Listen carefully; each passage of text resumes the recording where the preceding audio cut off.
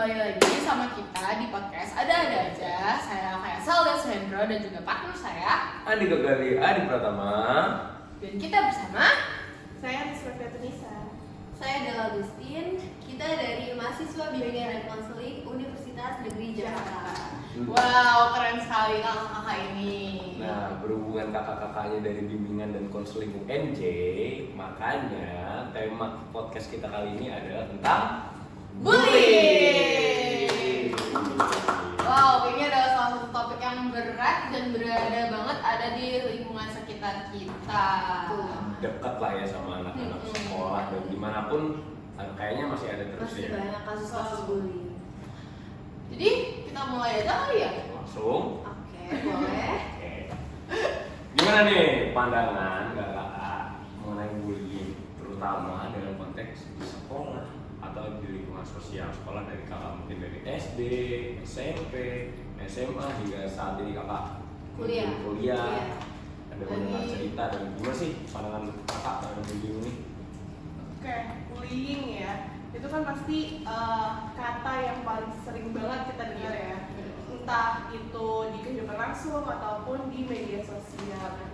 Bullying sendiri kalau misalkan pandangan aku itu adalah tindakan agresif. Nah, kenapa bisa disebut bullying? Karena hal itu tuh dilakukan secara terus-menerus dan berulang gitu. Nah, biasanya bullying ini nggak cuman kayak sekedar aku nonjok kamu misalnya gitu, nggak cuma sekedar itu, tapi bullying itu bisa juga sifat itu verbal, kayak ngata-ngatain teman. Nah itu kan biasanya ya anak-anak sekolah itu kan suka secara nggak sadar gitu ya buat mengungkapkan hal-hal yang mereka tuh nggak tahu kalau misalkan itu nyakitin orang lain. Nah itu bisa disebut sebagai bullying.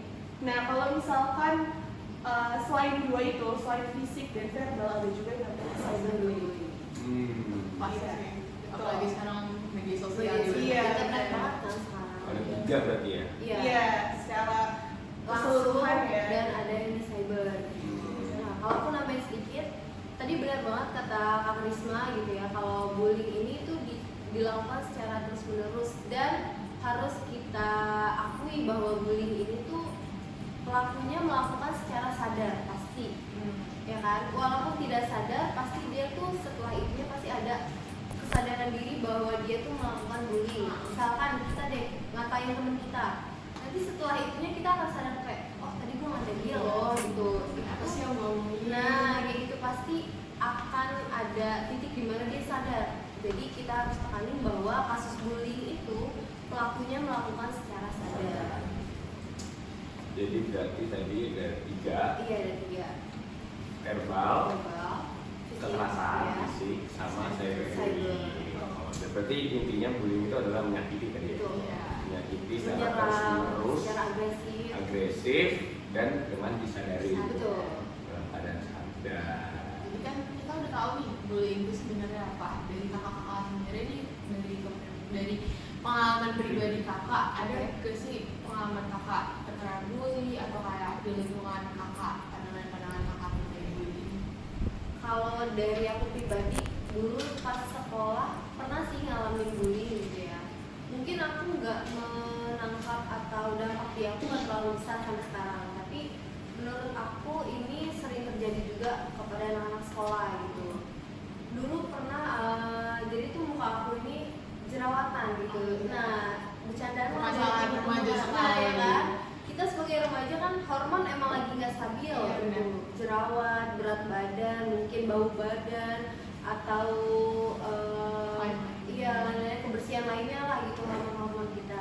Nah itu pernah aku ngalamin muka aku jerawatan dan temen yang kayak, ih muka lo kusut banget sih, tuh jerawatan banget sih gini itu cukup apa ya ngena sih di hati gitu. Tapi untungnya di diri aku nggak aku perpanjang gitu dampaknya. Aku langsung menyadari bahwa oh ini teguran mungkin buat aku, dan aku menghadapinya itu menerima diri aku, gimana caranya aku memperbaiki diri aku biar aku nggak dikatain terus di teman-teman aku. Jadi aku lebih merawat diri lagi gitu. Mungkin kalau dari Karisma pernah nggak ngalamin Pandangannya?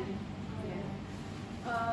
Alhamdulillahnya sejauh ini belum pernah merasakan ya, cuman karena tadi di lingkungan itu banyak banget kayak kasus bullying, curhat ataupun cerita dari temen gitu ke temen. Nah, aku baru beberapa hari yang lalu diskusi sama temen aku yang kebetulan dia sekarang ini kelas SMA lah, kelas 12. Nah, dia sharing tentang pengalaman dia. Dia ngasih tahu kalau misalkan dulu itu SMP pernah mengalami bullying. Nah, mungkin itu ya, bullying itu kenapa terjadi? Bisa jadi karena si pelaku menganggap bahwa korban itu berbeda. Oh iya, betul. Iya, kayak gitu. Atau dengan konteks bercanda. Iya, itu. Ya tadi ya, karena mungkin bisa disadari ataupun tidak disadari. Padahal itu dampaknya tuh besar banget kan buat korban itu. Nah, iya. Jadi tetangga aku ini, maksudnya kayak orang yang bersangkutan, korban ini cerita kalau misalkan saat SMP dia pernah kena bullying sampai akhirnya dia merasa gak nyaman di sekolah. Dia sampai apa ya, kayak berusaha untuk kayak aku nggak mau sekolah lagi. Dia sampai dia ada kepikiran untuk keluar, bahkan dia sampai bilang aku kayak mau pesantren aja deh. Mungkin kalau misalkan pesantren dia nggak akan ngalamin hal kayak gini. Padahal kan kita nggak tahu ya, bullying itu bisa terjadi di mana-pun. Itu sih kalau pengalaman aku.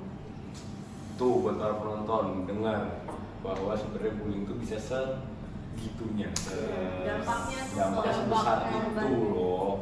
Walaupun tadi Kak Adela bisa mengatasinya dengan cara malah itu dijadikan merawat diri dan segala macamnya. Tapi kita tidak pernah tahu seseorang itu menganggapnya hal itu sejauh mana. Dampaknya bisa menjadi berkepanjangan. Iya, ada yang menerima, ada yang kayak ya udah, ada yang wah. Malah mau pindah-pindah sekolah lagi. Iya. Jangan main-main bully deh. Iya, berat. Astagfirullahaladzim. Nah, selanjutnya nih Kak, gimana sih bullying itu mempengaruhi cara seseorang memandang dirinya sendiri setelah mereka terkena bullying? Berarti buat si korban. Buat korban. Korban. Pertanyaannya bagus ya, karena supaya ini meningkatkan awareness kita Iya, ya. betul. Dan sangat berkaitan dengan BK. Iya, bimbingan dan counseling. Oke. Tadi pertanyaannya adalah gimana Seseorang Bullying. bullying itu mempengaruhi cara seseorang memandang dirinya sendiri. kayak contohnya balik lagi ke tadi ya, misalkan. Nah, itu tuh tadi mungkin apa yang dilakukan pelaku itu dia ngerasa hal ini kecil, cuman akan berdampaknya itu besar dan serius banget. Jadi kalau misalnya kita melakukan bullying, itu tuh nanti dampaknya bukan cuman sekedar kayak sedih aja gitu, kayak cuman apa sih, murung dikit doang. Iya. Itu kan enggak. Kalau misalkan bullying itu dampaknya bisa sampai, bahkan ada beberapa kasus yang bullying akhirnya mengakibatkan meninggal dunia, Oh, iya, bunuh benar. diri. Betul. Gitu. Jadi seberpengaruh itu dampak dari bullying, sangat besar pengaruhnya dampak bullying. Jadi sebisa mungkin kita awareness dengan apa yang kita bicarakan, apa yang kita lakukan kepada orang lain. Gitu. Itu sih palingnya. Kalau dari aku mungkin ini cara dia menerima diri, Cara dia memandang dirinya Memandang sendiri diri setelah terjadi sebagai korban. Sebagai korban. Oke, mungkin harga diri kan ya. Dia menjadi menganggap tuh dirinya tuh gak berharga gitu. Keberhargaan diri seseorang itu jadi hilang gitu. Kalau ya kepercayaan diri, keberhargaan diri tadi, kemungkinan juga dia jadi nggak self love gitu. Jadi dia tidak bisa menerima diri dia sendiri, dia tidak bisa mencintai diri dia sendiri kalau dia tidak bisa memproses dirinya dari kasus bullying gitu. Nah, mungkin Karisma boleh nambahin sedikit kayak tentang keberhargaan diri kayak gimana gitu. Iya, jadi ada ya di bimbingan konseling ini istilah-istilah apa ya, tentang diri. Salah satunya ada namanya self efficacy diri. Itu adalah konsep dari perkembangan diri yang dikemukakan oleh Albert Bandura. Nanti mungkin kalian bisa Cari sendiri ya lebih lanjut Ya, ya. gitu. Nah, itu tuh sedikitnya konsep self efficacy ini mengenai tentang keyakinan seseorang terhadap kemampuan dirinya. Ini tuh sebenarnya bullying menjadi salah satu menjadi salah satu bisa jadi salah satu penyebab si efikasi diri ini jadi rendah, yang akhirnya tadi ya mungkin ya dia bisa jadi mengisolasi diri, terus nggak percaya dengan dia. Padahal sebenarnya mungkin kalau kita kalau pelaku misalkan nyatain korban gendut, nah itu kan bisa jadi cuman itu doang yang dilihat, padahal ada banyak kelebihan yang mereka tuh nggak bisa lihat. Iya kayak gitu. Terus juga aku mau nambahin kalau misalkan korban sebenarnya tadi punya banyak kemampuan, dia jadi nggak melihat kemampuan di diri dia gitu, dia cuma melihat dari kekurangannya dia sendiri gitu. Dan juga regulasi emosi kali ya, itu sangat berkaitan banget sih dengan diri dia menerima diri, kemudian krisis identitas juga nantinya kan kalau misalkan dia nggak bisa memproses itu. Dari regulasi emosi juga ketika korban bisa meregulasi dengan baik, maka dia akan bisa menerima diri dia, nanti dia akan bisa self love juga, dia bisa mengembangkan self esteem atau keberhargaan diri, dia bisa mengembangkan self efikasi diri juga. Jadinya itu sangat berkaitan gitu terhadap korban dari bullying itu sendiri. Itu sih. Berarti kalau ditanya apakah korban bullying cenderung mengalami krisis identitas, jawabannya Sangat dapat terjadi gitu ya, bisa terjadi gitu krisis identitas, Bisa jadi kehilangan diri. betul sekali jika dia tidak bisa memproses dirinya. Kayak bullying bukan jadi satu-satunya penyebab krisis identitas, tapi bullying bisa menjadi salah satu.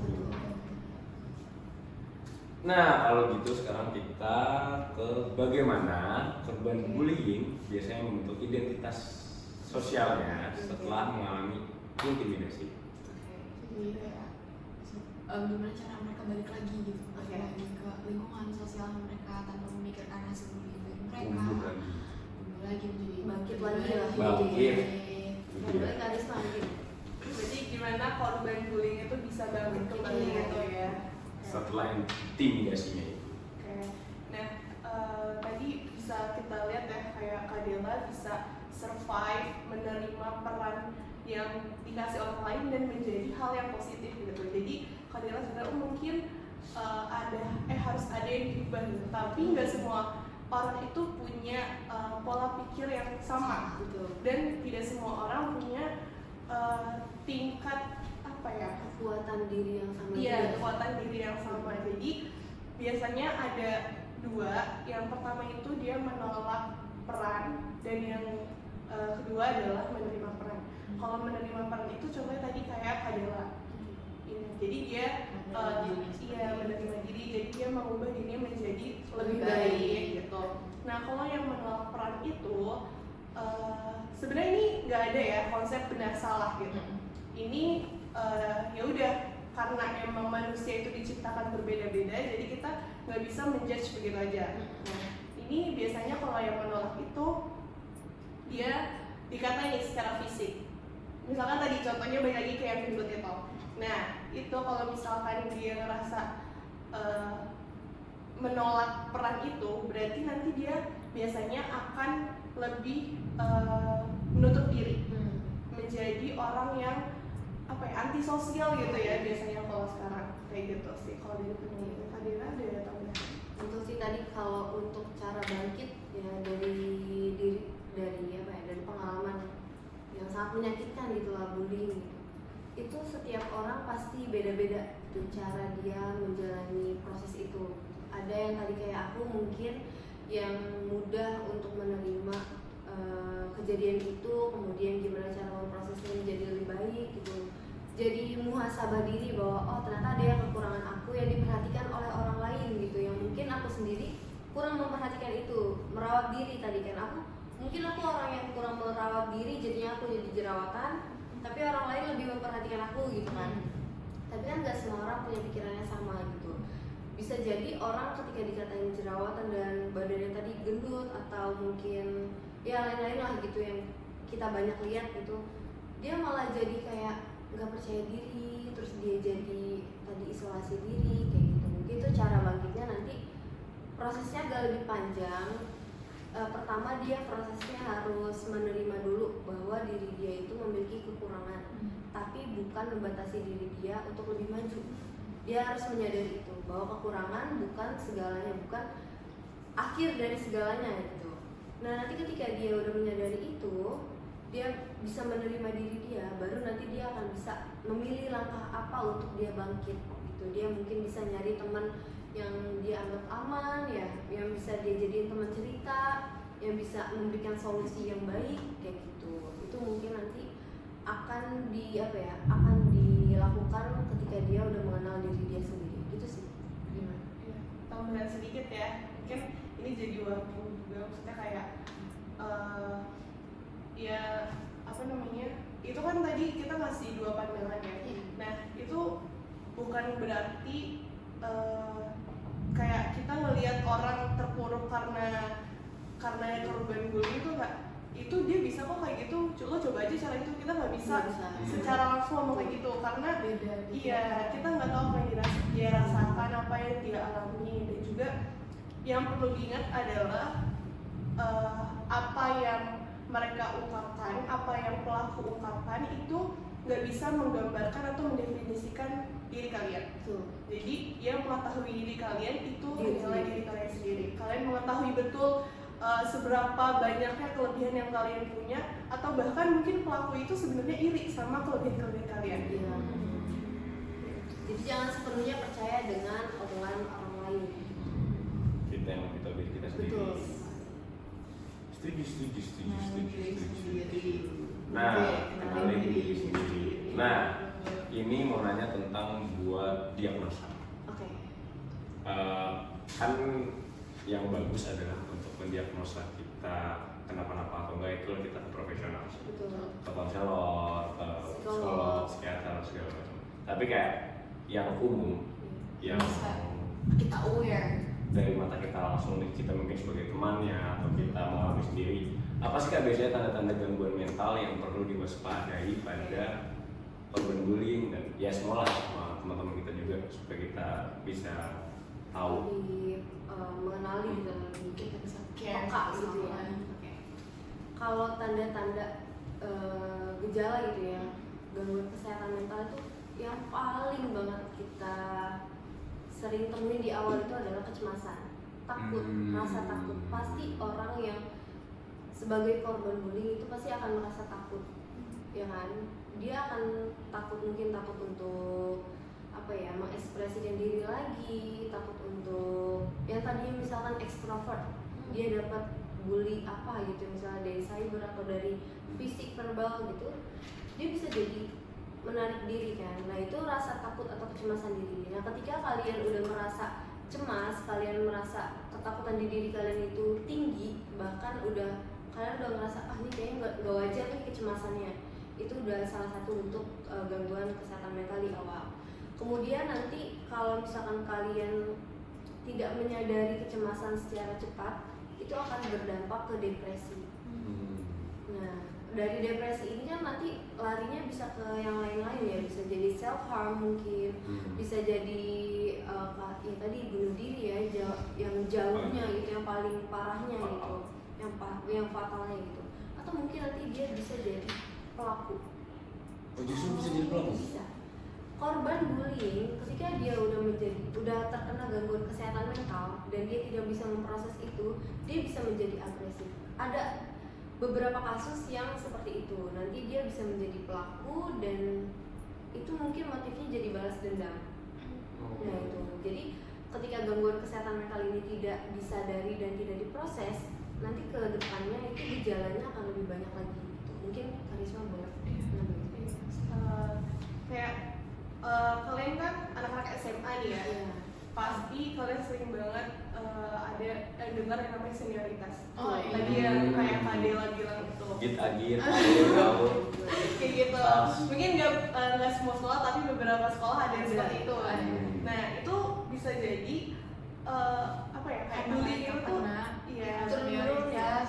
Balas Akhirnya dendam mereka tadi ya. melakukan Balas dendam, lagi betul. ke adik mereka.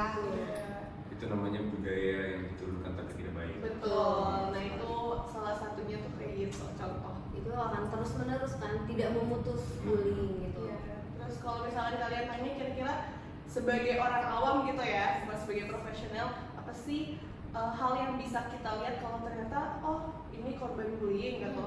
Nah tadi kayak Fadila udah nyebutin depresi, kecemasan. Nah secara spesifiknya mungkin kalau kalian ngelihat teman kalian kayak dia ngerasa ada gangguan tidur gitu. Maksudnya gangguan tidur tuh bukan berarti cuman sulit tidur yang kayak tadinya harusnya tidur jam 11 terus tidur jam 1. Iya. Itu nggak selalu kayak gitu. Nggak selalu kayak gitu loh. Jadi bisa jadi kayak tidurnya dia tuh jadi nggak nyenyak, kayak apa ya, ngerasa ada ketakutan jadinya dia tidurnya tuh kayak tidur ayam tuh kayak tidur ayam tuh yang kayak iya nggak iya tidur banget. Ada yang bikin mereka Nggak lus nggak gitu bikin ya. tidur dan tidurnya jadi kayak nggak berkualitas. Iya betul, tidurnya jadi nggak berkualitas. Terus juga nafsu makan berkurang, itu juga jadi salah satu hal yang mungkin kalian bisa lihat gitu ya. Terus juga ada juga ini apa tuh namanya Kesehatan. bukan oh ya, kurangnya minat dalam beraktivitas. Menarik diri dari iya, keramaian tadi, segala macam iya. gitu ya. Mungkin kalau kalian ngeliat biasanya kan kita kalau secara mata gitu ya, secara lihat males gitu ya, Padahal padahal lebih malas. orang itu kayak mengalami iya betul. Mungkin bisa aja dia ternyata selama ini ngalamin hal yang menyakitkan, makanya dia mengisolasi diri dan gak minat untuk beraktivitas kayak gitu. Terus deh. Itu yang tanda-tanda yang gampang ya untuk dikenali di awal. Wow, itu benar-benar insight baru yang kita dapat Baru ini tahu ya nih. kan. Baru kita baru tahu ternyata tuh emang banyak banget tanda-tanda yang orang di sekitar kita yang ngalamin. Dan gimana sih Kak caranya kita menciptakan lingkungan yang menurut kita aman dan juga suportif agar identitas diri anak remaja itu dapat berkembang dengan sehat. Jadi kayak kita keluar deh dari lingkungan toksik atau Memutus gitu ya. Memutus. Bullying tadi. Off. iya kayak kita mau Bahasan bebas banget ya. kita membuat lingkungan yang baru yang menurut kita lebih sehat, lebih aman buat diri kita juga. Oke, coba. Aku Sweet. Oke, kalau dari aku mungkin tadi sih benar yang tadi aku bilang, kita harus sportif gitu. Mungkin dari diri sendiri ya, untuk buat kalian juga kita sebagai teman, keluarga, terus mungkin masyarakat sosial sekitar, kita harus lebih suportif gitu. Kita harus lebih toleransi, menerima perbedaan orang lain, pandangan orang lain itu beda-beda gitu. Jadi kita harus lebih bisa menerima gitu dan tidak boleh agresif gitu. Nanti ketika kita udah bisa mengatasi masalah atau melihat sebuah perbedaan itu dengan cara yang benar, tidak agresif, itu akan terlihat lingkungan yang aman gitu bagi semua orang yang ada di lingkungan itu gitu. Dan coba kalau misalkan kita lihat nih orang-orang agresif gitu, ngeliat perbedaan sedikit kayak kalau kulit lo lebih gelap sih dari gue, kita nih rame-rame itu enggak itu loh gitu, putih loh gitu, kok kalian kayak gitu itu kan Perbedaan. agresif banget gitu, langsung menyatakan kayak gitu, itu kan nggak boleh kayak gitu. Kita harus lebih toleransi dan menerima perbedaan gitu sih. Mungkin dari Karisma boleh nambahin. Tambahannya mungkin ini ya, apa namanya, sosialisasi tentang anti bullying. Ini kayak yang kalian lakukan sekarang itu menjadi hal yang bagus. Karena meningkatkan awareness orang-orang gitu ya tentang seberapa besar dampak bullying itu terhadap korban gitu. Dan juga oh ya, aku pernah dengar juga katanya kalau misalkan apa namanya, ada pembinaan dan lain-lain itu biasanya kan orang-orang tuh cuma fokus di korban aja ya, kayak terlalu fokus di korban. Padahal sebenarnya pelaku juga Harus butuh juga, karena balik lagi apa yang dilakukan oleh setiap orang itu pasti ada latar belakangnya. Dan kita juga harus aware dengan latar belakang itu. Tapi ini bukan berarti kita membenarkan perilaku si pelaku itu. Iya, itu pasti. Tadi yang aku bilang tadi, bisa jadi pelaku itu adalah korban bullying. Nah, kita nggak tahu latar belakangnya dia apa. Mungkin dia pernah di SMP atau di SD pernah mengalami bullying, jadinya di SMA dia jadi pelaku bullying. Nah, itu kita harus mencari tahu dulu latar belakang dari pelaku. Maka dari itu tidak selalu korban yang lebih diperhatikan diperhatikan gitu. Pelaku juga harus dikasih binaan gitu. Kita nggak pernah tahu ya orang mengalami apa, Betul. melalui apa. Bisa jadi dia pernah mengalami kekerasan dalam keluarganya dan kerabatnya mungkin gitu. Itu pentingnya kita melihat dari berbagai sudut pandang supaya kita nggak menjudge di salah satu pihak aja. Jadi berarti pelaku bukan berarti dia lebih kuat dari korban. Nah, Karena mereka sampai ngelakuin itu, kalau misalkan dia dari gimana sih? Dia dari awalnya dibully, terus akhirnya dia menjadi pelaku, kan berarti karena dia tidak bisa memproses tadi. Iya. Berarti kan kayak dapat dikatakan bahwa kalau dia membuli karena habis dibully, berarti dia tidak dapat memprosesnya. Iya. Nah, nih, apakah ada saran bagi masyarakat, harapan atau saran bagi masyarakat luas dalam menyikapi isu bullying dan kesehatan mental? Soalnya masih banyak banget yang dipelain sih tentang bullying ini. Lagi masa remaja tuh kayak kita lagi mencari jati diri kita, tapi kayak kita malah kena bullying. Akhirnya kayak harapan apa sih yang bisa? Apalagi bullying tapi dikemas dalam bercanda, Nah. main-main doang. Tapi kan kita nggak tahu sampai rumahnya pada gimana. Betul. Bercandain, gimana tuh? benar kayak harapan ya. Kalau harapan sih kita berharap ini tuh diputus gitu kasus-kasus bullying, dan kalian harus lebih menyadari gitu.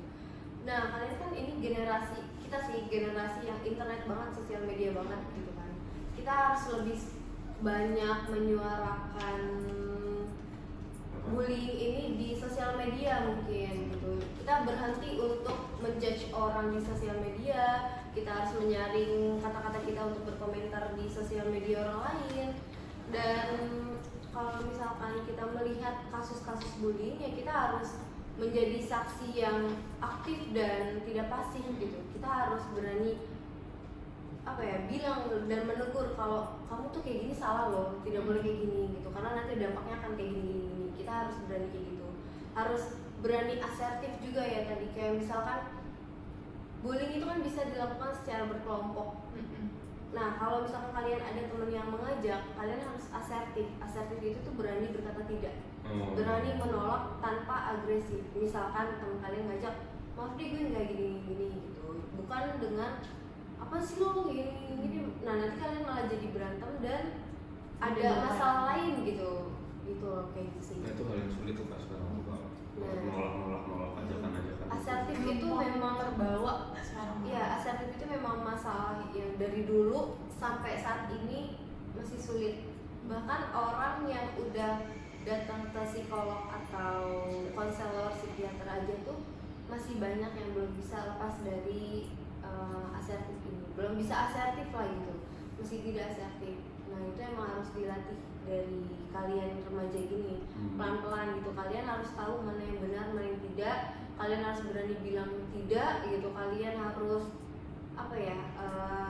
teguh dengan pendirian kalian sendiri gitu. Kalau menurut kalian itu salah, jangan dilakukan. Ya, aku setuju dengan pendapatnya Kak Dewa. Yang sedikit tambahan dari aku ya, kayak kita sebagai individu yang bertemu dengan banyak orang itu harus punya yang namanya boundaries dan kontrol diri. Gitu. Itu penting banget. Kayak tadi berkaitan juga sama yang disampaikan tadi Mbak, asertif ini berkaitan dengan kontrol diri dan boundaries. Kalau misalkan kita tahu nih, ini juga berkaitan dengan tadi self love. Kalau kita tahu nilai di dalam diri kita, terus kita tahu kira-kira hal yang bisa kita terima dan enggak itu apa, itu kita jadi tahu nih kalau misalnya ada ajaran gitu kayaknya enggak deh, soalnya ini enggak sesuai dengan nilai yang gue pegang. Jadi ya itu, kita harus kuat-kuat dalam mengontrol diri dan juga men-set boundaries gitu. Itu aja sih kalau dari Berpegang teguh dengan pendirian. Yes. Saya harus tahu mana yang baik dan mana yang buruk. Betul. Saya mungkin ini sulit untuk people pleaser Pleaser. nyambungnya ya. Semoga harapan itu Terrealisasikan. terrealisasikan di lingkungan kita sendiri. Semuanya. Semuanya. Amin. Amin. Terakhir. apa nih? Tadi udah terakhir aja. Terakhir nih. Kok cepet banget sih? Ada teman lagi nggak? Oh. 2 jam lagi deh guys. Apa sih? Apa pesan kakak-kakak kepada mereka yang sedang mengalami bullying? Kita dua deh biar agak panjangan. Iya, boleh. Bagi pelaku dan Sebagai bagi korban. korban. Pesan ya. Pesan. Mungkin Karisma boleh ke korban, aku nanti ke pelaku. Oke. Dan aku sebagai mantan korban. Boleh? Oke. Ke korban ya. Aku tahu mungkin hari-hari kalian hari ini tuh sangat berat banget.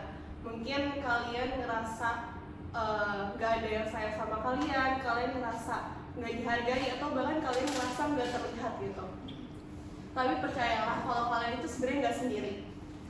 Kalian itu punya banyak nilai yang bahkan mungkin orang lain itu nggak tahu kalau misalkan kalian tuh punya itu.